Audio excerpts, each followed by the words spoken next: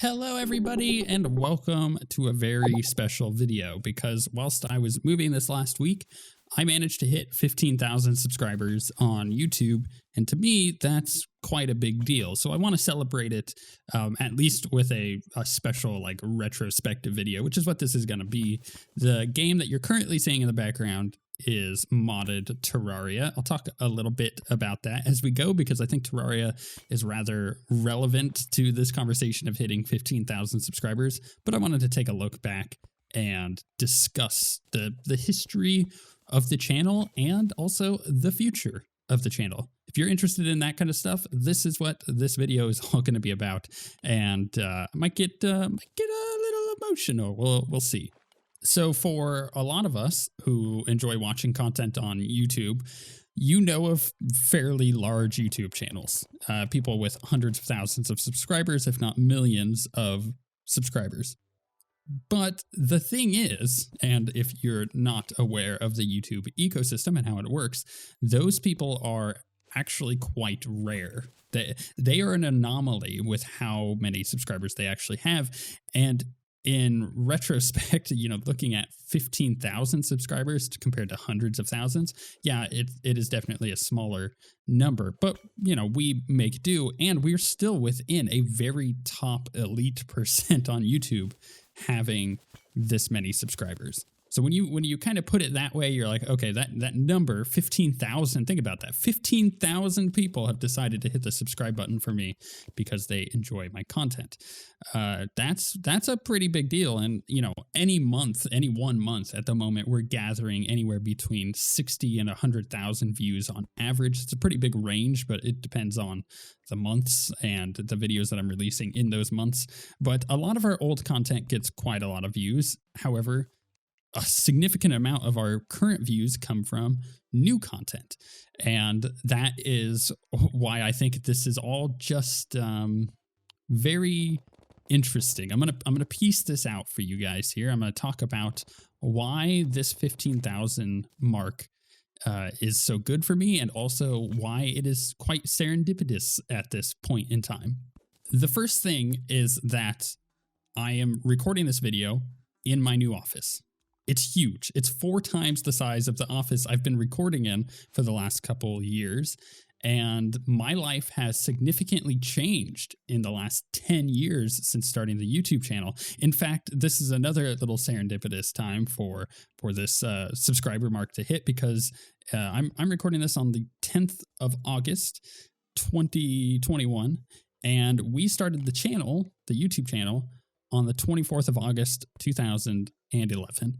So in a week or two here, it's going to be our 10-year anniversary of doing this. And I have been uploading at least one video every single day since then. I've got a lot of videos. I have produced so many things over the years, and my goodness, it's been a long journey. And I have learned so much. And as I said before, I have changed so much. In these last 10 years of doing YouTube, I've lived in Nevada, I've lived in Kentucky, and now I'm living in Florida. I've traveled basically all the way across the United States. I graduated college. After returning to college, because I had gone to college when I graduated high school in 2006, but then I returned to it in 2010. So I finished that off. I've gotten married. I've had my own kid. I have three stepkids with my wife, and it is just such a different atmosphere in my life compared to 10 years ago when I started the channel.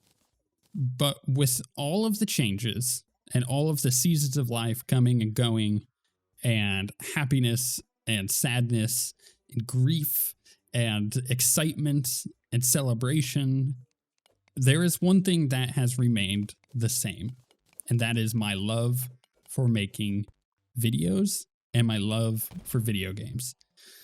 And they are such a crucial part of my life that they are now central to how I live. And I mean this because I recently joined the games industry as a developer.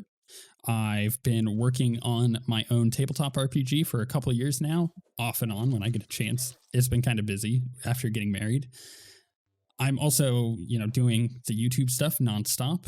I have gone and proven myself to several large companies and have been able to work alongside them over the years and continue to do so. And more opportunities are coming forth, which is hyper exciting. And all of this is for that love of video games and the love of making content. And that is never going to change. And I'm going to promise to you guys right here, right now, that for the future of the channel, that is still going to remain core to what I am doing. No matter what else happens, no matter what happens in life, no matter what changes come and go, I'm always going to be doing it because I have a love for making content and I have a love for video games. You know what got me to this point was a lot of hard work. Getting to 15,000, getting to have as many videos uploaded as I do, and getting to be so consistent where I haven't missed a single day uploading in 10 years, which is shocking to say that out loud, but it is true. And oh my goodness, it's been a long road at times. Now you may wonder how I'm able to do this with having gotten married and going on a 2-week long honeymoon in Europe and stuff like that. Like, how did the reason I'm able to do that is because oftentimes before I have big trips, or like while I was dating my now wife, it was long distance. So I was having to go fly and visit her several times. And the thing is, the way I'm able to do that is I simply just sit down and record for like 3 or 4 days straight, like not even joking, like I'm doing it all day. And I just get a bunch of videos all recorded, and then I edit them, I render them, I get them all uploaded, and I schedule them out for every single day. And that's what I did with this last move that I just did. And it's been a stressful journey getting to that point of never missing an upload day. But the reason I do that, again, is because of my love for making content and for being consistent and for video games. And again, that's never, ever going to change. Now, I would like to take a trip through time here. I would like to take us back to the year 2011, which, believe it or not, was 10 years ago. And I want to talk about why I started the YouTube channel, because at the time, I was raiding in World of Warcraft with a pretty awesome guild. I still have a bunch of friends from those times that are consistent in my life and have been over the last 10 years. And we were just downing bosses in Cataclysm, and I wanted to make a couple boss kill videos. So I started the YouTube channel and uploaded those boss kill videos. I don't think they exist on the channel anymore. I think I removed them because of copywritten music, as most people would know is bad to have nowadays. But back then I started the channel because I wanted to do some boss kill videos. Now, with that said, my inspiration for continuing past that and actually making real content was watching Total Biscuit and Jesse Cox, and also watching Day 9 do his StarCraft stuff at the time. But that was less of an inspiration for creating content and more of an inspiration for being better at creating content, if that makes any sense. But yeah, Jesse Cox and Total Biscuit are the people who inspired me to continue forward. I've had the very nice benefit of actually being able to meet Jesse and chat with him. And whenever he jumps on to play Diablo, I usually level him through the process and allow him to finish his seasonal journey and everything. So it's kind of fun to kind of look back at some of those inspirations and see how far I've come. You know, I've also played games with Day 9. I've unfortunately never got the opportunity to meet Total Biscuit, and I wish that I had, but that is something that will remain on my regrets list for the rest of my life, I think. And when it came to making content, yeah, I just decided, I heard Total Biscuit talk about, one of the most important things on content was being consistent. And I said, that's the thing that I'm going to hang my hat on. So I did, and that's why I have daily uploads. But back in, and this is why Terraria is important in the background for footage, back in 2010 or 2011 on October 10th, there we go, is when I uploaded my very first Terraria episode. And my friend and I played through the entirety of Terraria at the time, and it was really freaking fun. That was one of the major series that started getting views, and at the very beginning of the channel was something that allowed me to understand the process of creating content and understand editing, because I wasn't just editing my video footage and my audio. I was also having to include another person's stuff in that. So as far as editing concerns go, I was learning a lot at that time. We also did Portal 2. I did that with Six Pounder. Him and I have done things like Alien Isolation on the series or on the channel. And we've also done Resident Evil 7, and those games stand out as, in my opinion, some of the better Let's Plays on the channel that we've done. They're really funny and also scary, which is kind of the point of a scary game, I suppose. But those early days in 2011 were all leading up to the launch of Star Wars: The Old Republic, because that was my thing that I was setting my sights on. I knew that if I wanted to continue the channel, I wanted to kind of focus on one game initially, even though I was doing multiple playthroughs of other games at the time. I wanted to really focus on Star Wars: The Old Republic. And as it turns out, I was one of the only content creators who stuck with it as far as Star Wars: The Old Republic is concerned. And I'm still super proud of the stuff we were able to do there, because we were making unique content that nobody had done before. It was like a Let's Play, but not at the same time. I was creating my own stories. I was being super creative, and that's really where the love for RPGs on the channel came from, and the love for role play and taking a character that we have in a game and being able to make decisions that character would make, or being able to come up with a backstory for a character and then making those decisions based on that. And everything else falls into place from there. While I was making Star Wars: The Old Republic content, I was playing through a couple other games, and I think that that allowed me to stay flexible with transitioning to not just doing Star Wars: The Old Republic content, but it also allowed me to have a different perspective on how to create content from then on out. And the biggest, next pinpoint after Star Wars: The Old Republic, in my opinion, was doing the Dragon Age series. Now, Dragon Age is an interesting one because it has a span of 3 years from the moment that I uploaded the Dragon Age Origins first episode, which was in 2013, to the moment I finished Dragon Age Inquisition, which was in 2016. That was one incredible journey that set the tone for everything else to come, because that was really the first time that I played through an RPG as big, or a game in general as big as that, and was able to commentate over the entire thing without really cutting much. With Terraria, now that I do more recent videos on this stuff, I cut all of the mining and the other random boring crap out. We just you don't need to see it. You need to see the exciting stuff. So doing jump cuts makes a lot of sense. But when I'm playing through things like Dragon Age or Mass Effect Legendary Edition or games like that, I leave it all in, and that takes a crazy, stupid amount of skill in order to commentate over all of that stuff and still have it very interesting. And this was a skill that I developed purely by doing Dragon Age Inquisition, Dragon Age 2, and Dragon Age Origins. But it was that 3-year span that really gave me that confidence to do this kind of stuff. And then after that, doing things like The Witcher 3 was another huge step in developing that playthrough and love of RPGs.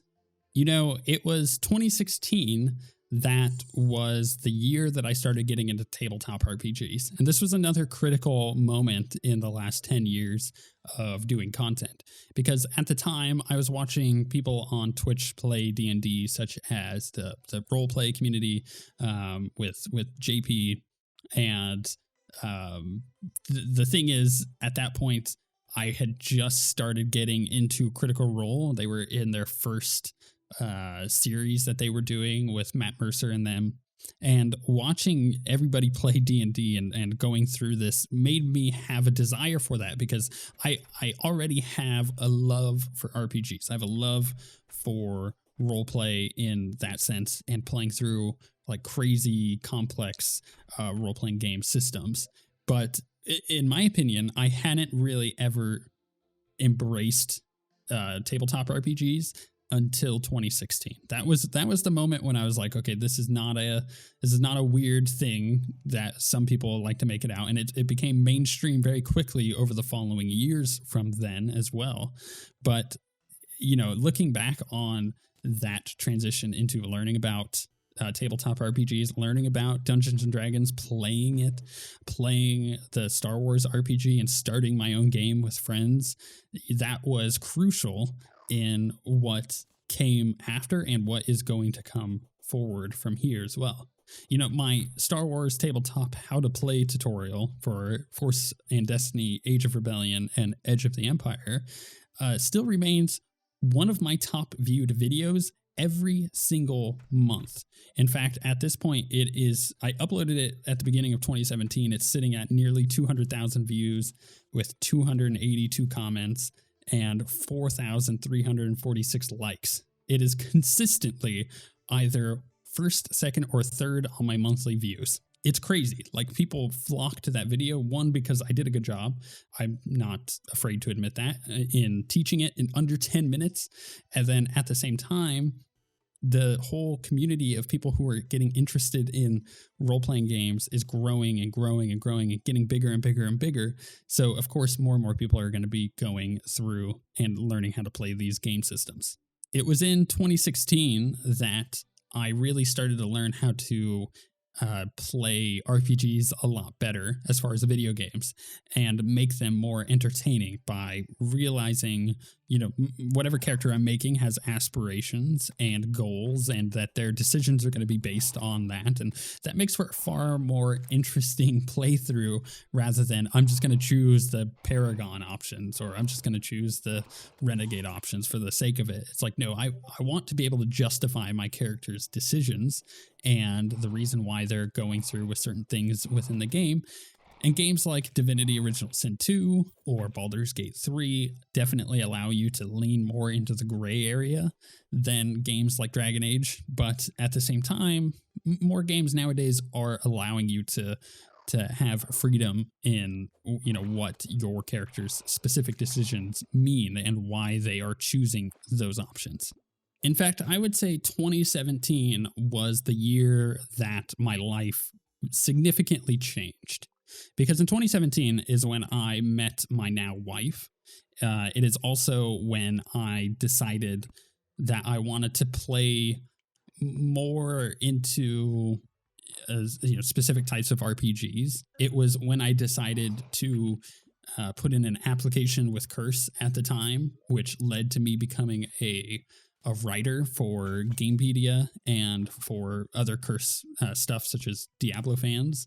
It's also because of that, and because of Curse selling Diablo fans and MMO Champion and Hearthstone to Magic Find, that I am now essentially the person who does everything with Diablo fans. I do all the news posts and basically handle the entire site.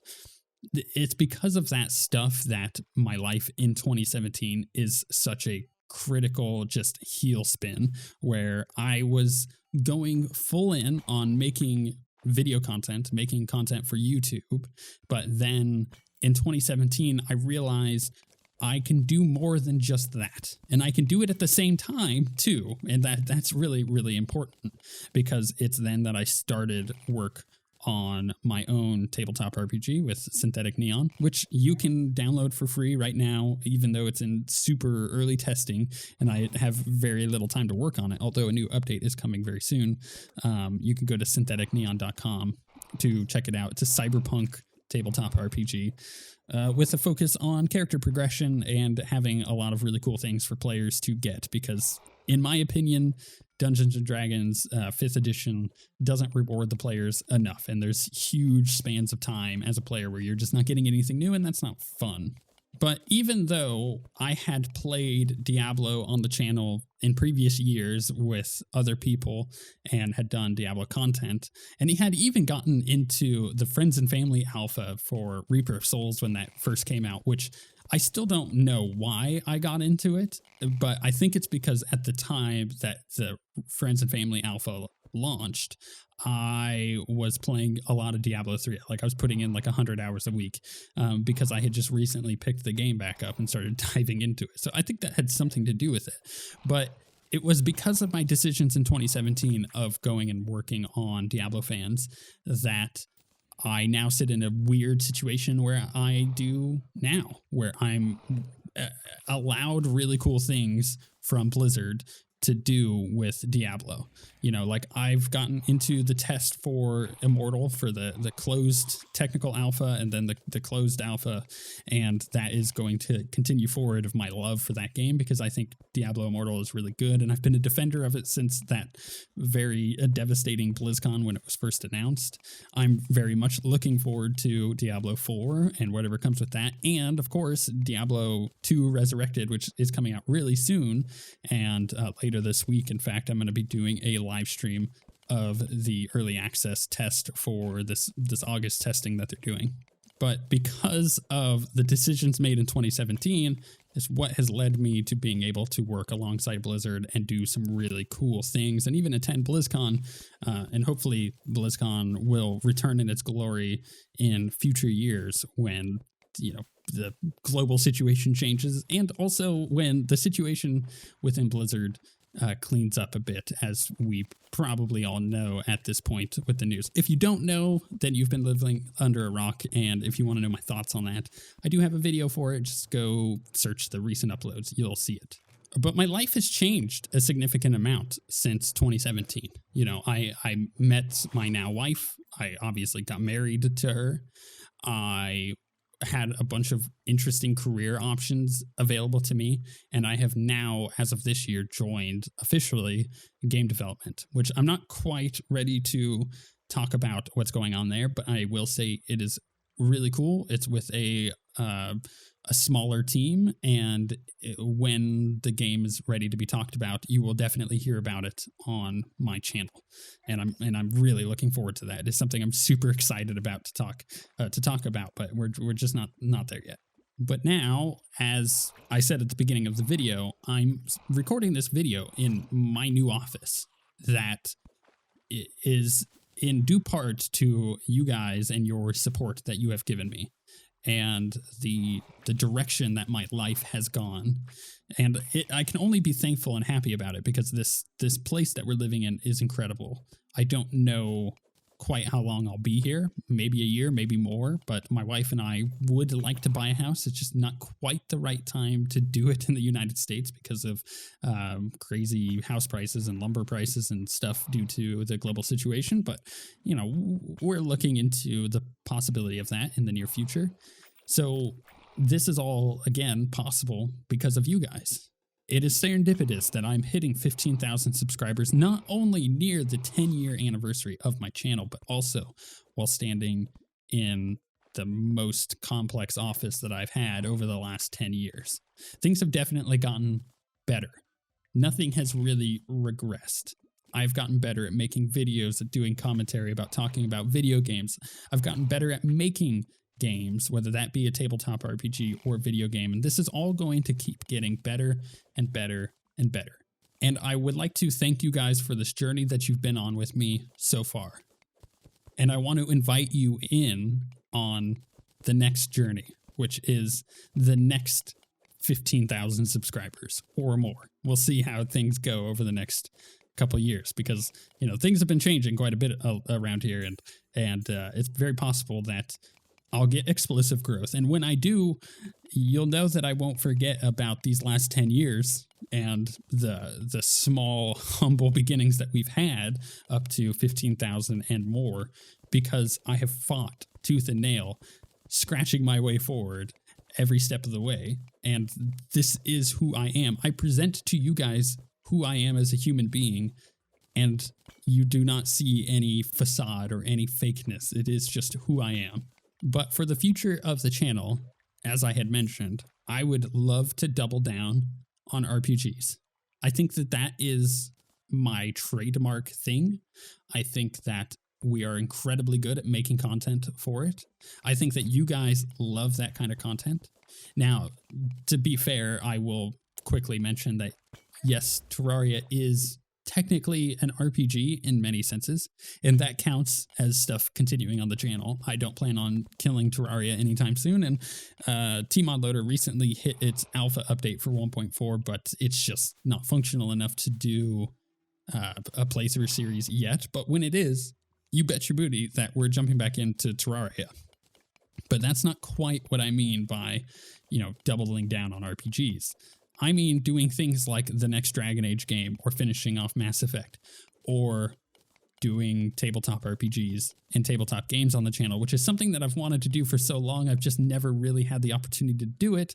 And now those opportunities are actually being presented to me in nice ways. So it is possible that within the next couple of years, there will be a pretty significant tabletop RPG playthrough on the channel, or other random board game playthroughs on the channel. Here's a good example, actually. This last summer, my wife and I were without our 3 stepkids. We just had the baby for like 2 weeks. It was really, really nice, especially after a year of being in complete lockdown with him. I'll tell you what.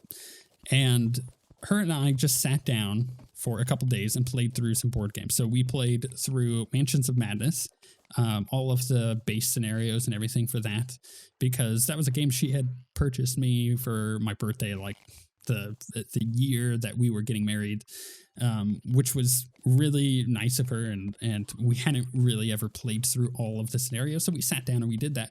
We were like, wow, this is really fun. It's actually kind of enjoyable being able to play through a game, with each other, without any interruptions from children constantly, because you could just put the baby down for a nap and there you go. Now you can play a board game. But after that, we purchased the Lord of the Rings Journeys in Middle-earth game, which is very similar to Mansions of Madness. It's also just as expensive, but it is a game that is in its core an RPG. You pick a character, you can play as like Gimli or Legolas or oh goodness, what are some of the other ones? I don't remember some of the odd named ones of Lord of the Rings characters, but some of the expansions add more prominent characters like Gandalf and whatnot. And you play through a campaign from start to finish, and it is, yes, a board game, but it is something that I think would play very well as a playthrough on the channel, especially if I'm playing with 1, 2, or 3 other people that are entertaining to play with as well. And honestly, this kind of stuff is made possible nowadays because things like Tabletop Simulator, and there's a couple other programs as well that allow you to play board games online with each other. This kind of stuff I can immediately start doing. I just really want to do it correctly. So it is here that I am committing to you guys that within the next year, I am going to start doing some significant board game stuff on the channel, board game and tabletop RPG stuff, because that is something that I have a huge passion for. In fact, I paint minis pretty frequently now, and there's a huge passion in me for that side of the board game industry as well. So being able to potentially in the future start a second YouTube channel for just mini painting, that may be something that I'm interested in. It's something that I've floated past my wife a few times, and she thinks that it is there's some potential there, and I tend to agree with her. But all of these things need to be done within the right time, and I want to do each one with excellence. Just as we have continued to get better and better over the last 10 years, I want to continue to get better with the things that I would like to try that are new, whether that be board games or tabletop RPGs. So just like I have always done since the beginning, I would like your guys' feedback on this. What kind of new content do you want to see? Whether that be new RPGs, new different types of games. Over the last few years, I took a pretty big step into roguelikes. I did Hades and Undermine, and I dabbled a bit in things like Dead Cells and whatnot. And I think that doing different stuff is always good because you're able to figure out on the channel what works and what doesn't, but you're also able to show people different, versions of the games industry that they may be blind to. I think at the time that I started doing Hades and Undermine, that genre wasn't necessarily being played by my viewers, but now it definitely is. And I think that's cool to introduce people to new stuff. So yes, in the comments, please leave me your feedback. What would you like to see more of on the channel in the next couple years? If I were to do a tabletop RPG series, would you like to see it on an existing thing, whether that be Dungeons and Dragons or Star Wars, or my own game that I think is really cool and actually I may end up doing anyways a playthrough of, because I want to share that with people? And if I'm to do board games, what kind of board games are people interested in? Is this a thing that I need to consider for a second YouTube channel, or is it something that, because they are RPG focused, I can bring in and share the love of board games and RPGs and tabletop RPGs all together, because there's so much overlap there? Video game RPGs actually do have a lot to be thankful for when it comes to the board game industry, because they pioneer a lot of the stuff, and then people who play those games and happen to be game designers tend to rip it off. But at the same time, there is a lot of cohesion there, and I think there's a lot of crossover. And even if you're not a person who plays those kind of games, but you're interested in video game RPGs, I think that introducing to a whole new audience of people that, there is a lot more out there that you might enjoy would be really cool. And finally, just let me know if there is anything that you want me to do that I haven't even considered yet. And I always take these suggestions to heart. Sometimes people suggest games to me that seem outlandish or weird, or maybe it's just a very niche thing that person is interested in. But 100% of the time, I always go look it up, and I always consider it as an option, because I am always open to new things, to new ideas, to new games, to new content that I could be creating. Because if I hadn't been open to that in 2011, this channel wouldn't exist and we wouldn't be where we are now. So thank you guys for watching. Thank you so much if you've been a person who's been around for the last 10 years. There are a handful of you. Some people have come and gone. I get it. If you have been watching for the last 10 years, definitely let me know. I know of many of you who have been watching for at least 8 and continuously comment. So I'm so grateful for you guys, for your support that you give me, for continuously watching my stuff, even when it's not good. And, sometimes when it gets better and you guys continue on. And thank you for wanting to continue on this journey of seeing the next thing that I come up with, or the next thing that I do, because you don't necessarily have a love for the games that I'm doing, but you have a love for the content around it, or the atmosphere that I bring, or the just type of content that I make. And I'm, again, so incredibly thankful for that. We've done 15,000 subscribers in 10 years. I would obviously like to push that number quite a bit higher over the next 10 years, but only time will tell how that ends up working out. And with all that being said, thank you guys so much for watching, and we shall see you guys next time.